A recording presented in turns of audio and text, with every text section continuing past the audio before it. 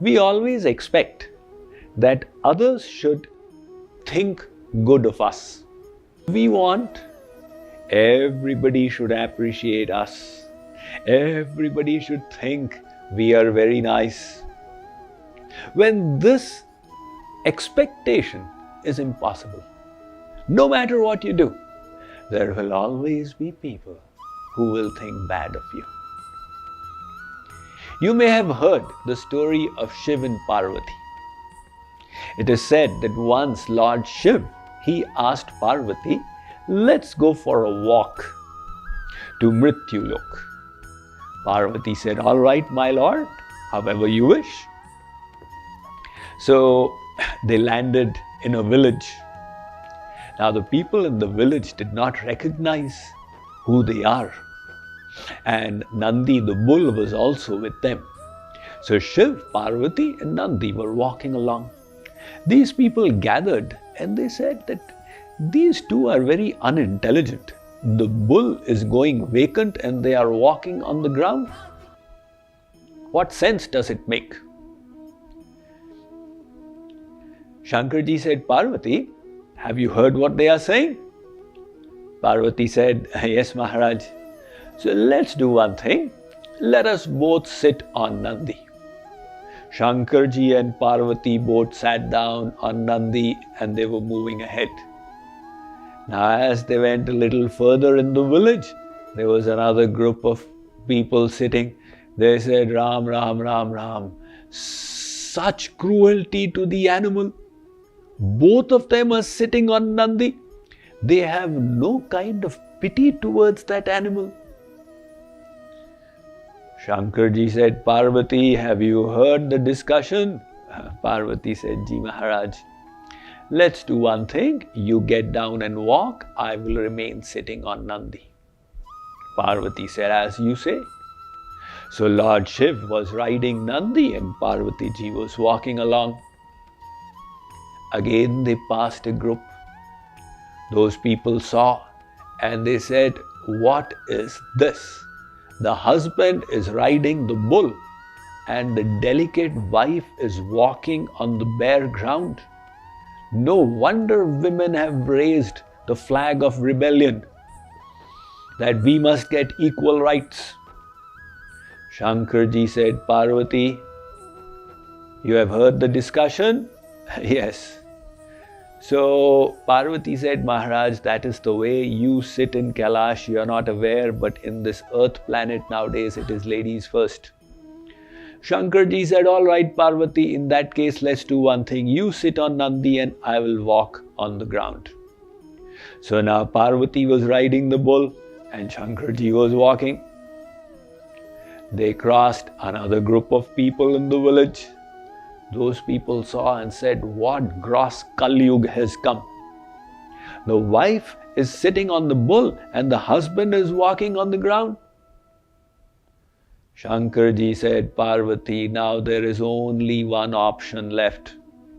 Let's do one thing. Let's tie Nandi to the Trishul and lift him up. So finally, Shankarji, Parvati, they hung Nandi from the Trishul and they were lifting him and walking. Now they reached the village Panchayat and the Panchayat saw them and said, these people are not half mad, they are full mad. So Shankarji said, Parvati, this is why I brought you here, to let you experience that no matter what you do, people will find fault.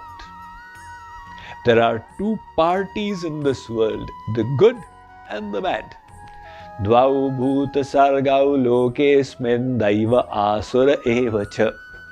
If you do bad deeds, the good people will call you bad. If you do good deeds, the bad people will call you bad. So no matter what you do, people will always have objections. Maunan mukah pravachana patushchatulo jalpakova dhrishta parshve vasati chatada duradascha pragalbha. If you remain quiet, In a congregation, people will say he's a simpleton, he doesn't know how to speak and interact. If you speak too much, they will say he's a chatterbox, stay away from him, otherwise he will give you a headache. In other words, no matter what you do, there will always be people who have objections. Then why waste our energy in trying to be called good?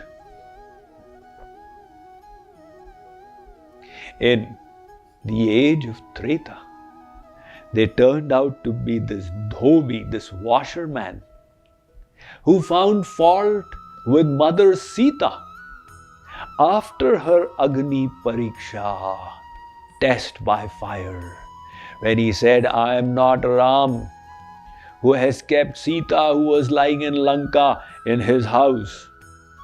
So when Sita was criticized in the age of Treta, this is the age of Kali, for us to expect that everybody will call us good. This is impossible. Now we waste our Atma Shakti, our soul energy, in trying to be called good. Instead of that, why don't we endeavor to become good? So let us not lay importance to the words and the opinions of people. Let us lay importance to becoming good in the eyes of God and Guru, for that is what shall matter in the end. Let's proceed beyond this. Another defect in our inner world. We want the whole world to behave how we want it to behave, and this is impossible. How is that? We discussed yesterday that if the wife is dominated by Sattva-gun, the husband is dominated by Raja-gun, this Sattva and Raja conflict. The wife desires to go and hear Swamiji's lecture, the husband desires to go and see the latest Bollywood movie, and a fight begins at home. Now you may say, Swamiji, supposing both have the same guna, then will there be no fight? Even then fights will take place.